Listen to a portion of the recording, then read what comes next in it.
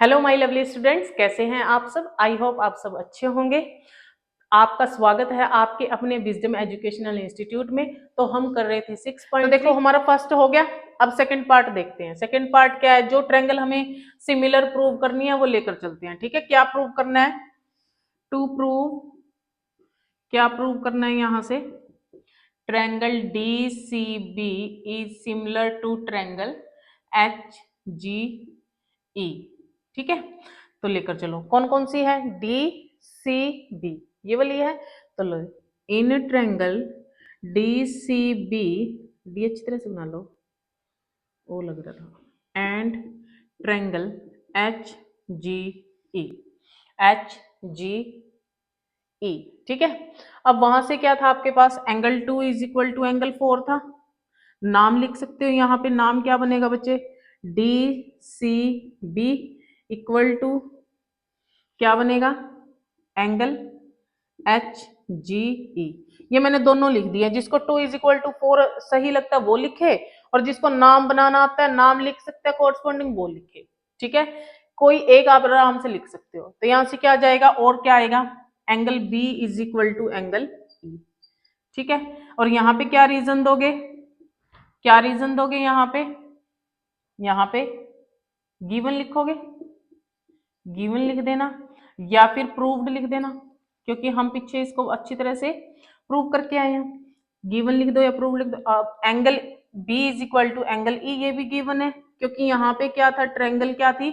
Given की वजह direct लिख देते हैं। चलो, ट्रायंगल हमारी कॉन्ग्रुएंट थी, गिवन था। क्या आएगा? ट्रायंगल क्या आएगी हमारी? ए बी सी इज क्या थी? सिमिलर थी। मैं फिर से कॉन्ग्रुएंट बोल रही हूँ, टोक दिया करो, एफ ई जी। ठीक है, तो triangle A B C is similar to, similar भी अच्छा बन गया, सिमिलर टू, ये तो सिमिलर बना ही नहीं, ये है similar, similar to F E G. ठीक है, अब यहां से क्या आ जाएगा? गिवन भी लिख सकते हो। So therefore triangle D C B is similar to triangle H G E.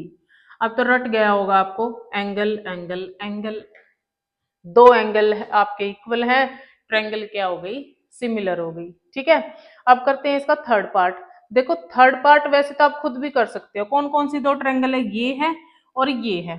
ठीक है, चलो कर ही लेते हैं, इसी में कर लेते हैं। थर्ड पार्ट क्या कहता है आपको?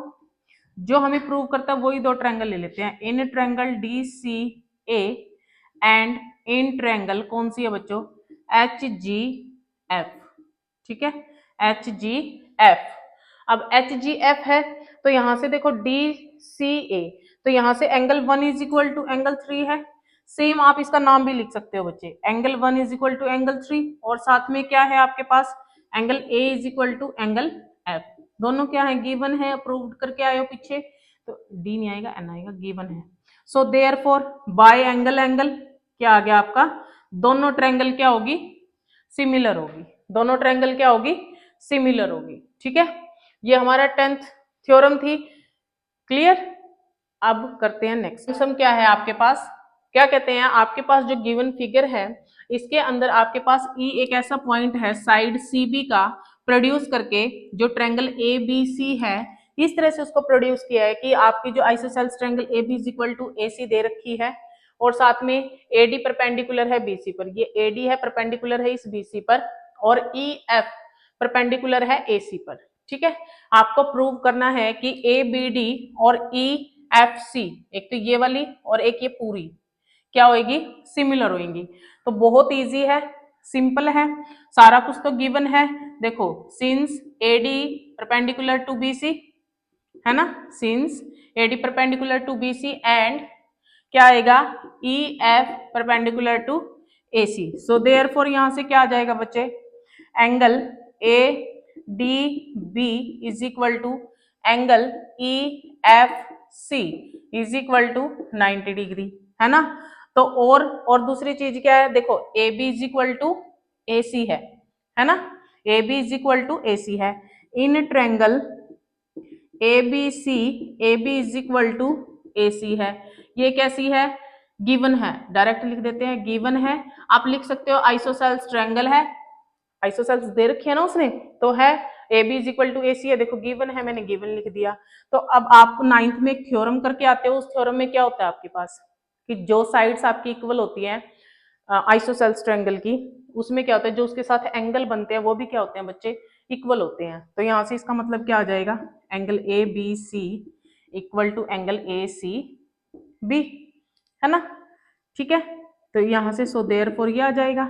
नाउ इन ट्रायंगल, अब जो ट्रायंगल आपको प्रूव करनी है वो ले लेते हैं, कौन कौन सी लेनी है, A B D and in triangle E C F, ठीक है।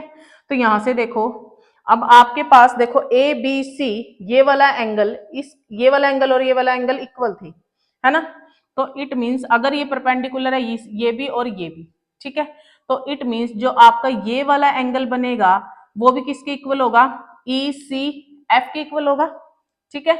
यहां से हम इसको निकाल सकते हैं, तो क्या आएगा, ए निकालो, B D is equal to किसके आ जाएगा, ई सी एफ के, और साथ में परपेंडिकुलर दे ही रखे हैं, कौन कौन से, 1 और 2, है ना। एंगल 1 और 2 मान लो, और मैंने ऊपर नाम भी लिख रखा है बच्चों, angle A B D, sorry A D B और ई एफ सी, दोनों के दो क्या है, 90 डिग्री के हैं। आप इनके ये नाम भी लिख सकते हो या फिर लिख सकते हो कि ये गिवन है आपके पास, है ना, गिवन है, ठीक है, गिवन है। सो बाय सिमिलैरिटी क्या आ जाएगा, triangle A B D is similar to triangle E C F. तो क्या आएगा, एंगल एंगल क्राइटेरिया लग गया, एंगल एंगल क्राइटेरिया लग गया, तो इट मींस आपकी जो ट्रायंगल्स हमने ली थी वो क्या होगी, सिमिलर होगी, है ना, ठीक है। ये सिर्फ आपको समझाने के लिए लिखा है, आप डायरेक्ट ये भी लिख सकते हो। और यहाँ पे रीजन क्या लिखोगे, यहाँ पे रीजन रह गया, लिखो इन ट्रायंगल ए बी सी, ये सारा का सारा रीजन है ये, ठीक है। क्या आएगा, angle A B C equal to angle A C B, ये रीजन है इसका, है ना। क्योंकि हम पता है जो सारा का सारा angle A B C equal है, तो हमारा जो ए बी डी होगा यहां तक, वो भी क्या हो जाएगा बच्चे, ई सी एफ के इक्वल हो जाएगा, क्लियर, ठीक है। ये हमारा 11th सम था। अगर आपको मेरी वीडियो अच्छी लगी है तो प्लीज आप मुझे लाइक शेयर सब्सक्राइब जरूर करें, और अगर आपकी कोई क्वेरी है तो मुझे कमेंट करें। आपका धन्यवाद।